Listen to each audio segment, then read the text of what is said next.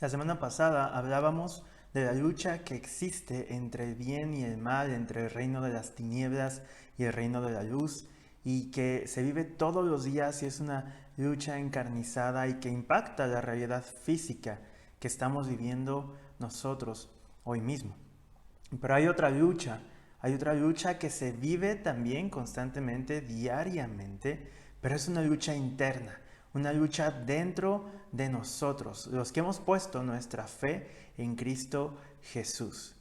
Y entonces esa lucha de la que vamos a hablar se trata de la lucha entre lo que queremos hacer y lo que Dios quiere que hagamos. Después de enseñarnos a que oremos, a que el reino venga, Jesús nos enseña a orar para que la voluntad de Dios sea hecha en la tierra, así como es hecha en el cielo. Y hablar de la voluntad de Dios es un tema amplio y muy profundo, que nos puede llevar por toda la Biblia, porque en toda la Biblia se revela lo que es la voluntad de Dios. Pero en este momento vamos a hablar de lo más básico sobre la voluntad de Dios, lo que nos enseña la Biblia. Y cómo es que esta petición de Jesús, o que Jesús nos enseña, impacta nuestra vida diaria y la manera en la que vemos a Dios y la manera en la que vemos nuestra propia vida. Y hay un pasaje que está en Romanos 7, en donde el apóstol Pablo está narrando esa lucha de la que estamos hablando, esa lucha interna entre lo que nuestra carne desea y lo que nuestro espíritu nos lleva a hacer o nos dice que hay que hacer. Y en el versículo 22 y 23 dice: porque según el hombre interior me deleito en la ley de Dios, pero veo otra ley en mis miembros que se revela contra la ley de mi mente y que me lleva cautivo a la ley del pecado que está en mis miembros. El apóstol está diciendo: hay una ley en mi espíritu, en mi mente aún, que me lleva a gozarme en lo que Dios ha dicho, que me lleva a gozarme en lo que Dios ha revelado para mí y que me lleva a desear obedecer a Dios. Pero dice también: hay otra ley en mis miembros, en mi carne, que es rebelde a la ley de Dios, que es rebelde a la ley que Dios ha puesto en mi corazón. Dice el profeta en el Antiguo Testamento que Dios iba a poner o va a poner su ley en nuestro corazón. Y ya no habrá necesidad de que nadie nos la enseñe, porque Dios ha puesto su ley en nuestros corazones, las ha grabado en nuestros corazones. Y cuando tenemos a Cristo Jesús, ya tenemos esa ley en nosotros a través del Espíritu Santo. Entonces, dice Pablo, está esa ley en mi mente, en mi corazón, en mi espíritu, que es lo que me lleva a desear obedecer a Dios. Pero hay una ley en mi cuerpo, en mi carne, que es la que me lleva a rebelarme contra eso. Y esa lucha constante, diaria, la vamos a tener por el resto de nuestras vidas. Vamos a estar en ese momento de tensión entre que queremos obedecer a Dios, entregarnos completamente a Dios, pero vamos a darnos cuenta que está esa carne, esa pecaminosidad que nos lleva a rebelarnos contra Dios. Entonces, en medio de esa lucha tenemos que seguir avanzando, conociendo qué es lo que Dios desea de nosotros, conociendo, como dice aquí, la ley de Dios, o sea, los mandamientos de Dios, y buscando rendir cada vez más a Dios nuestra carne, nuestra voluntad, y someterla a la ley de Dios, a la ley de Cristo, a lo que Cristo desea. Entonces, esto nos muestra que esta lucha que vivimos los cristianos no es algo único de nosotros, o no es algo que le suceda solamente a uno, le sucede a todos. Todos los que hemos puesto nuestra fe en Cristo Jesús podemos saber que vivimos la misma lucha. A lo mejor el pecado es diferente, a lo mejor a lo que nos inclinamos es distinto, pero todos tenemos una lucha. Y podemos entendernos, podemos ayudarnos, podemos compadecernos de nuestro hermano o hermana que está luchando. Podemos muchas veces ponernos en su lugar y también podemos ayudarlos cuando nuestras luchas son similares y cuando hemos vencido algunos pecados y sabemos que hay victoria en Cristo y que es posible.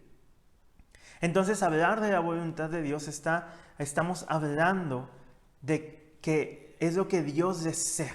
¿Sí? Porque muchas veces escuchamos sobre la voluntad de Dios o hablamos sobre la voluntad de Dios, pero en ocasiones no entendemos concretamente qué es la voluntad de Dios. Leyendo a un pastor que escribe precisamente sobre esto, decía, para muchos cristianos la voluntad de Dios es como un objeto mítico que estamos en la búsqueda, ¿no? Que estamos buscando, que estamos queriendo encontrar, pero que pensamos que Dios dice, bueno, tengo una voluntad o tengo un deseo para tal o cual persona, pero voy a ver si lo puedo encontrar.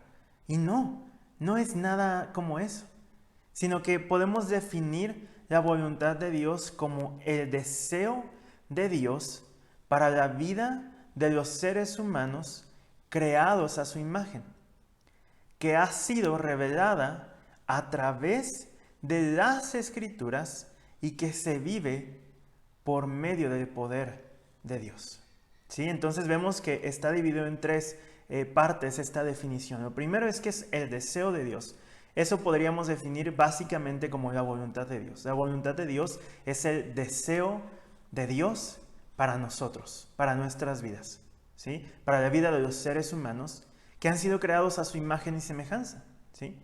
Y este deseo ha sido revelado a través de la Biblia, ¿sí? A través de las Escrituras Dios reveló el deseo o sus deseos para nosotros, sus hijos, los seres humanos, que ahora somos sus hijos a través de la fe en Cristo Jesús, aquellos que hemos creído.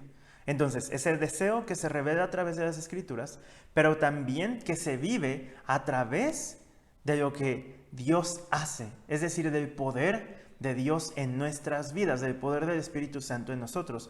No es como que Dios no lo haya revelado, ya lo reveló.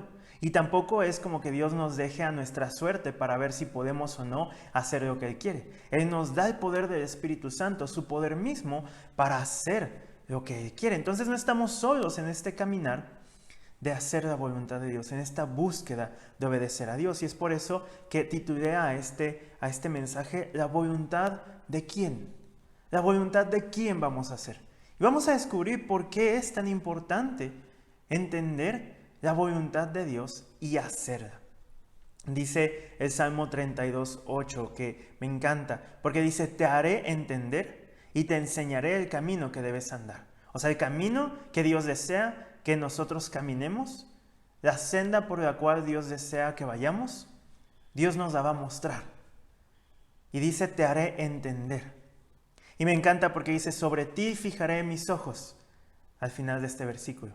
Es decir, Dios nos va a abrir el entendimiento, Dios nos va a mostrar su voluntad, el camino por el cual debemos de caminar.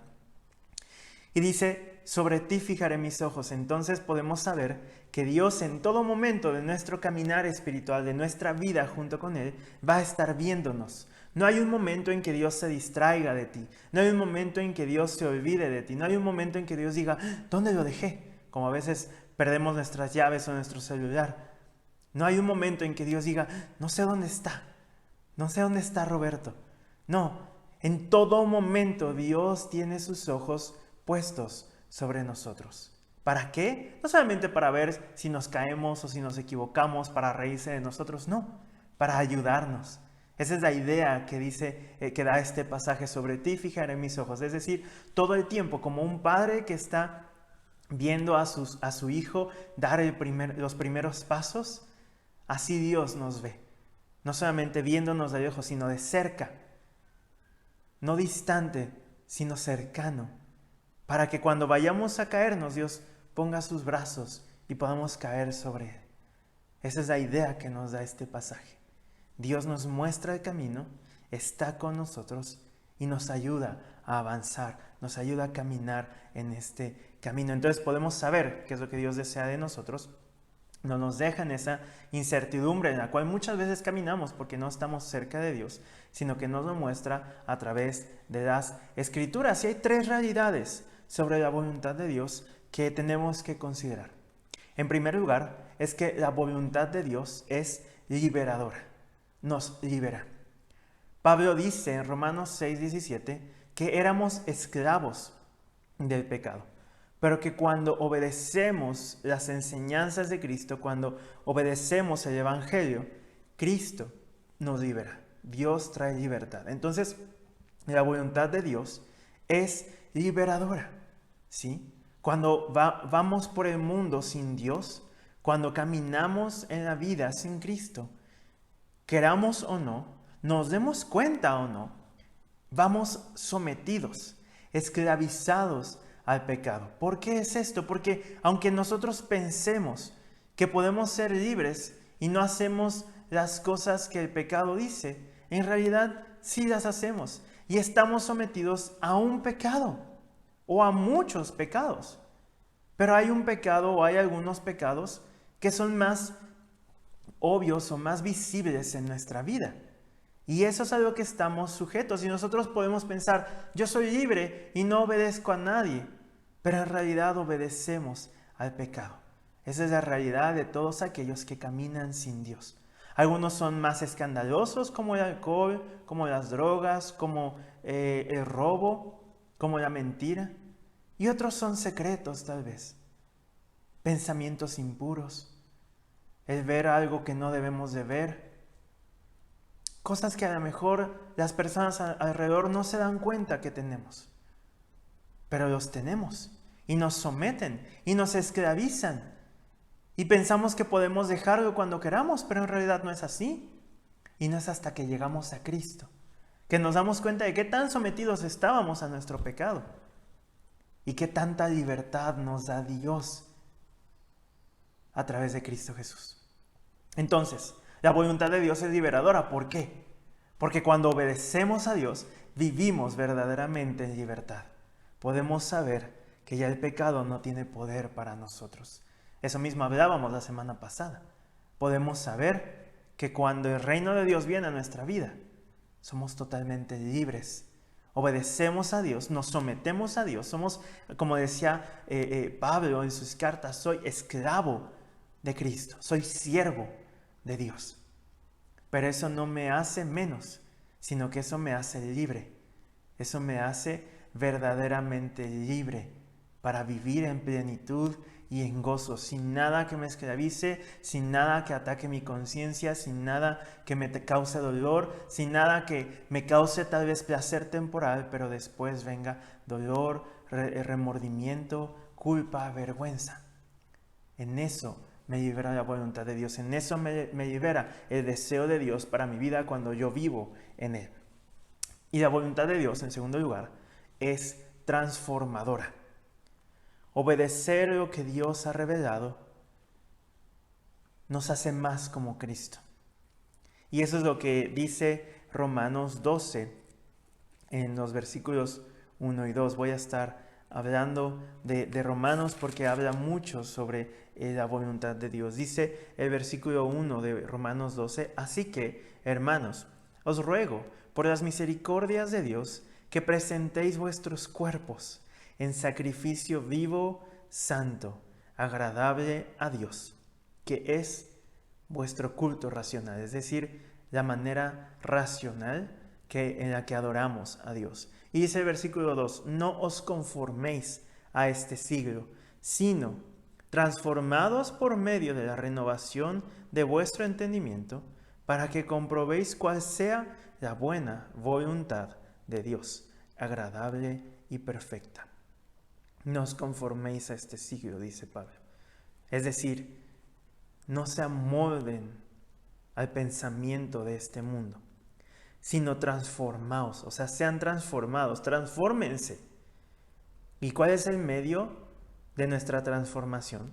La renovación de nuestro entendimiento, de nuestra mente, la manera en la que pensamos, la manera en la que concebimos el mundo, la manera en la que vemos nuestra realidad. Y eso tiene que ser renovado diariamente a través de las Escrituras, a través de nuestro entendimiento de Dios, de nuestra manera de ver a Dios. ¿Para qué? ¿Cuál es el propósito de nuestra transformación? Dice, para que podamos comprobar cuál es la buena voluntad de Dios, que es agradable y perfecta. Entonces, Se trata de no solamente quedarnos en decir, gracias Dios por la libertad que me has dado a través de Cristo Jesús, sino que llevemos esa libertad a nuestro día a día, a nuestra vida cotidiana, y que esa libertad nos lleve a obedecer a Dios y eso nos lleve a ser transformados, a ser cada vez más hechos a la imagen de Cristo Jesús. Y en tercer lugar, la voluntad de Dios es protectora. El Señor ha mostrado su voluntad para que nosotros, sus hijos, vivamos bajo su protección y no caigamos en el mal ni seamos lastimados por el enemigo. Y eso es increíble porque la palabra dice que el enemigo es el acusador. Y entonces cuando nosotros caemos, cuando nosotros pecamos, cuando nosotros desobedecemos la ley de Dios, el enemigo nos acusa constantemente. Como decía el enemigo, como decía Satanás de Job, que le decía a Dios, ¿ya viste a Job? Que pareciera ser que es perfecto, pero quítale todo lo que tiene y vas a ver cómo va a pecar, vas a ver cómo va a renegar de ti. Y entonces Dios le da permiso a Satanás para quitarle todo lo que tenía, su casa, sus propiedades, sus animales, sus hijos, el amor de su esposa, su salud. Lo único que le dejó fue la vida, una vida miserable pudiéramos pensar. Pero es cuando Job, que es probado, muestra su verdadero corazón. La voluntad de Dios nos protege para que aun cuando el enemigo nos acuse, si estamos obedeciendo a Dios, podamos ser liberados del mal, podamos ser liberados como decía Pablo, de las flechas de fuego del enemigo. Te puedo asegurar que mientras vivas haciendo la voluntad de Dios, obedeciendo a Dios, vas a ser guardado de cualquier mal. No vas a caer en pecado, no vas a caer en la acusación del enemigo, porque vas a ser, como dice Pablo en 1 Timoteo, irreprensible. Y no significa que seas perfecto, significa que cuando te equivocas, te arrepientes casi inmediatamente, rápidamente. Y que cuando dañas a alguien, restauras el daño.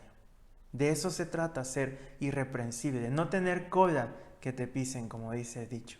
Entonces, no se trata de ser perfectos, se trata de caminar en la voluntad de Dios, en el deseo revelado de Dios para nuestras vidas.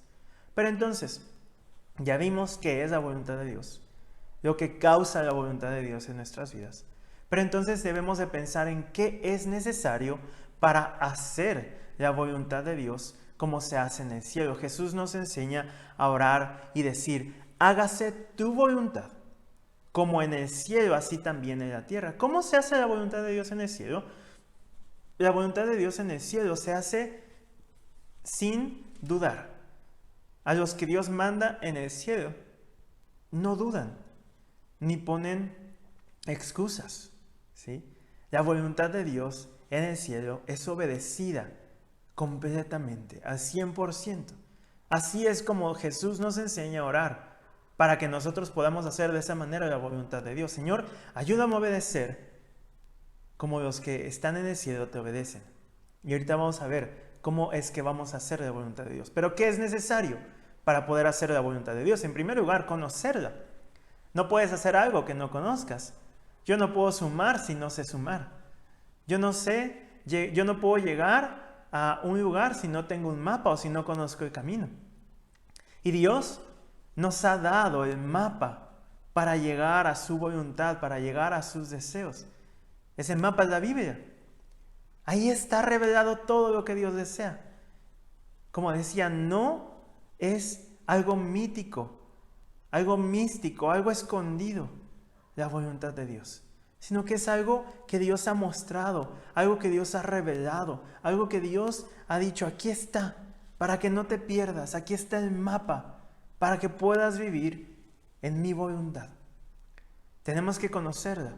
Se trata de conocer la palabra, leerla, estudiarla. No se trata de leer la Biblia toda en un año solamente por decir, ya la leí 10 veces en el año. o en 10 años, una vez por año. Se trata de leer la Biblia para descubrir qué es lo que Dios me dice a mí ahí. ¿Qué es lo que aplica para mi vida? ¿Qué es lo que tengo que aplicar para vivir como Cristo vivió? ¿Qué es lo que tengo que hacer? Dice Santiago que no seamos oidores olvidadizos, sino que seamos hacedores de la palabra.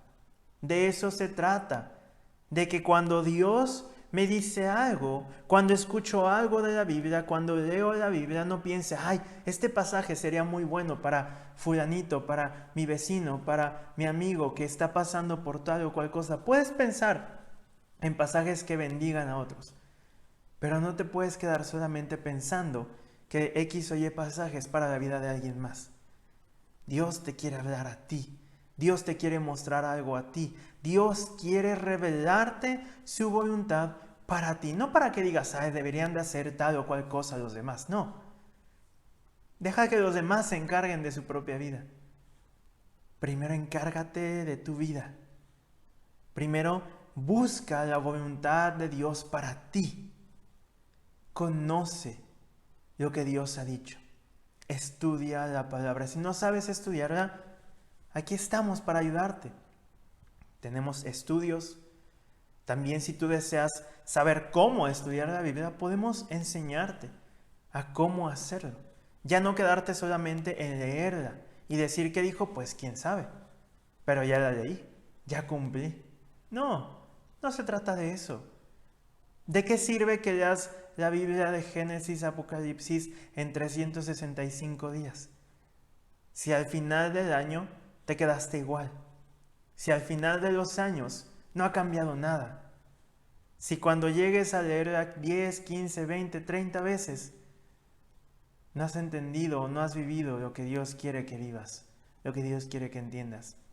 Mejor leer un versículo por día y vivirlo a toda la Biblia en un año y no vivir nada. Conozcamos la palabra de Dios, entendamos la voluntad de Dios. Y hay algo que me encanta. Cuando Jesús está en el huerto de los olivos en Getsemaní, a pocas horas de ser juzgado y crucificado, Él dice, Padre, pase de mí esta copa. Él sabía lo que venía para Él. Él sabía lo que iba a vivir. Ya se le había revelado, ella lo sabía, ya sabía que venía. Pero aún así en su humanidad, Él dice, Señor, no quiero hacer esto.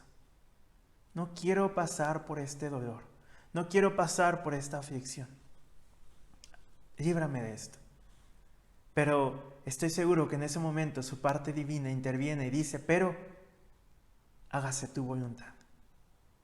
Si es tu deseo que tenga que beber de esta copa, que tenga que vivir este dolor, que tenga que experimentar este sufrimiento, hágase tu voluntad. Cuando hablamos de orar y pedirle a Dios, hágase tu voluntad, no se trata de vivir diciendo, pues tengo que obedecer a Dios y no me queda otra opción y ya ni modo, y obedecerlo con enojo o siempre de mal humor o siempre con dolor o siempre con tristeza porque quisiéramos hacer algo y no podemos porque Dios nos dice que no lo hagamos. No, se trata de amar la voluntad de Dios. Se trata de abrazar lo que Dios ha dicho, sabiendo que es lo mejor para nuestras vidas, sabiendo que es lo que nos va a traer más bendición. Dice Hebreos 12 que por el gozo puesto delante de Él, Jesús fue a la cruz. ¿Cuál es el gozo? ¿Cuál era el gozo puesto delante de Él? Tu salvación, mi salvación. Jesús estuvo dispuesto a abrazar la voluntad de Dios, a amar la voluntad de Dios para Él, que era ir a la cruz, que era morir, que era sufrir, que era llevar el pecado de la humanidad, solo por el hecho de saber que tú y yo íbamos a estar con Él un día. Eso lo llenó de gozo, lo llenó de fe y lo animó a avanzar. Cuando conocemos la voluntad de Dios y amamos la voluntad de Dios, vamos a caminar en ella. sabiendo que es lo mejor, sabiendo que ahí es donde está la bendición, sabiendo que ahí es donde encontramos la paz, el gozo y todo lo que necesitamos. Que ahí es donde el placer temporal del pecado se rompe y viene el gozo eterno de obedecer a Dios. Y tenemos que dar el salto entre conocer y hacer. Hace unas semanas decía sobre que muchas veces hay un vínculo roto, hay algo roto entre el que nosotros leamos y conozcamos la palabra y hagamos lo que dice en ella. Y meditando en eso durante estas semanas, me he dado cuenta que eso que está roto o eso que no permite que hagamos la voluntad de Dios, aunque la conozcamos, se trata de nuestro orgullo. Porque muchas veces la voluntad de Dios nos humilla. Muchas veces la voluntad de Dios, no por mal, no por hacernos menos, porque Dios nos ama. Pero la voluntad de Dios humilla nuestra carne. Y estamos tan abrazados a nuestra carne, estamos tan enamorados, por así decirlo, de nuestra pecaminosidad, que no estamos dispuestos a que Dios venga y nos diga, tienes que morir a tal o cual cosa. Pensamos que cuando Dios hace eso es malo, pero no. Dios nunca actúa en maldad. Dios siempre actúa en amor y en bondad. Entonces, nuestro orgullo, nuestro ego, nuestro deseo de querer tener la razón, es lo que nos lleva a no obedecer la palabra, aunque la tengamos en nuestra mente y en nuestro corazón muchas veces. No significa que eso te haga un mal cristiano o un mal hijo de Dios, o que incluso te descalifique como hijo de Dios, porque todos batallamos para obedecer la voluntad de Dios en muchas ocasiones, en muchas áreas de nuestra vida. Como decíamos, puedes estar luchando en una área y tener victoria en otra. Pero aún así, esa área en la que estás luchando ni te descalifica ni te hace menos. Solamente es algo en lo que Dios desea seguir trabajando en tu vida.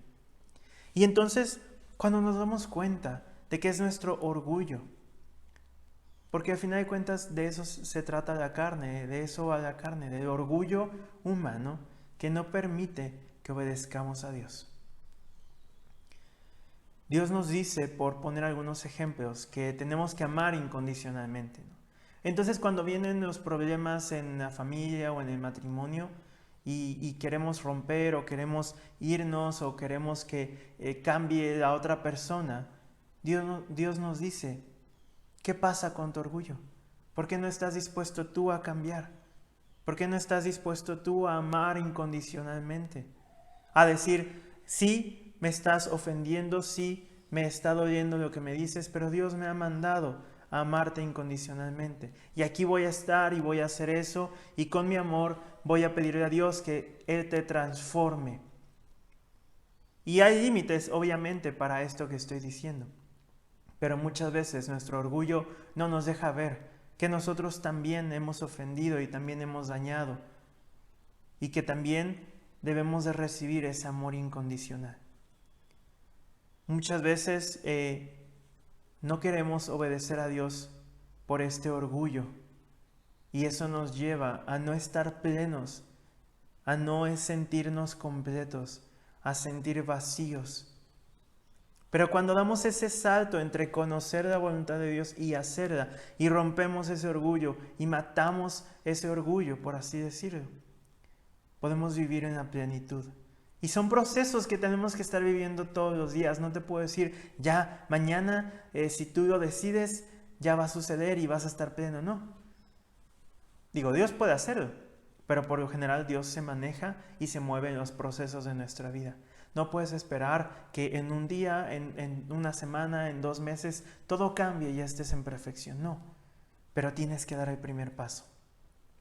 No puedes llegar al destino final si no das el primer paso. Da el primer paso. Después de escuchar esto, busca a Dios y dile, Señor, yo sé que me va a doler, pero humilla mi ego, rompe mi orgullo. Y aunque pase lo que pase, hazlo, Dios, para poder obedecerte y vivir en la plenitud que tú tienes para mí. ¿Qué es necesario para hacer la voluntad de Dios? Hemos dicho que tenemos que conocerla, entenderla, amarla, dar el salto de conocer al hacer, romper con ese orgullo. Y por último, también tenemos que depender del Espíritu Santo. Tú y yo no podemos hacer nada de lo que he estado diciendo si no es en dependencia total del Espíritu de Dios. Si no nos ponemos a disposición de Dios y decimos, Señor, por mi cuenta yo no puedo, pero tú eres todopoderoso. Tú puedes hacer esto en mi vida. Hazlo tú. Dime cómo hacerlo, muéstrame cómo hacerlo y hazlo en mi vida. Tenemos que depender al 100% del Espíritu Santo. Y en último lugar, ¿cómo tengo que hacer la voluntad de Dios? En primer lugar, tengo que hacerla sin dudar. Porque cuando empiezo a dudar, entonces doy cabida al enemigo. No que la duda sea pecado en sí, pero la duda me puede llevar a la desobediencia. Porque se unen mi carne y el enemigo y el mundo diciéndome que lo que Dios ha dicho, en primer lugar, tal vez ni siquiera es real, que no es valioso, que no es digno de mi obediencia. Entonces, la duda es el enemigo de la fe. Tengo que hacer la voluntad de Dios sin dudar y también tengo que hacer la voluntad con fe. Tengo que rendirme a Dios sabiendo que Él existe, que es real, que lo que Él ha dicho es verdadero y que es para mi bendición, para mi crecimiento, para mi perfección. Esa es la manera en la que tengo que hacer la voluntad de Dios. También tengo que hacer la voluntad de Dios sin quitarle nada, ¿sí? A veces pareciera que quisiéramos romper, quitar algunas hojas de la Biblia porque lo que hay en ellas no nos gusta.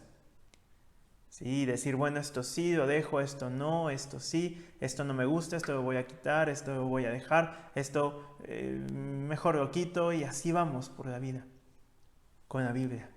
Pensando que hay cosas que podemos obedecer porque nos convienen, pero hay otras cosas que dan al punto de lo que nos gusta hacer y no queremos dejar de hacer. Y eso es lo que a veces quisiéramos quitar. Pero Dios dice, toda mi voluntad es perfecta, es buena, es agradable, es para ti, es para tu bendición. No necesitas quitarle nada, porque aunque haya cosas que lleguen al punto central de tu pecado, de lo que te gusta, de lo que no quisieras dejar, eso es, sobre todas las otras cosas, lo que más te está robando la bendición. Y cuando tú lo quitas, cuando tú rompes eso, cuando humillas tu orgullo y permites que Dios te transforme, es donde más experimentas la bendición de Dios. Ahí es donde más experimentas la bendición de Dios. Entonces eso nos lleva al siguiente punto. ¿Cómo tengo que hacer la voluntad de Dios? Con gozo. ¿Sí? No se trata de obedecer a Dios, como decía antes, con tristeza o con el ya ni modo, ¿no? Se trata de hacerlo con gozo, porque sabemos que en primer lugar estamos obedeciendo a nuestro Creador y a nuestro Salvador. Estamos respondiendo a la increíble salvación que nos ha sido dada a través del sacrificio de Cristo Jesús en la cruz. ¿Cómo respondo? No solamente levantando la mano y diciendo, sí, yo creo y hago una oración. No, respondo todos los días siguiendo a Jesús, tomando mi cruz, negándome a mí mismo. Así respondo y haciéndolo con gozo.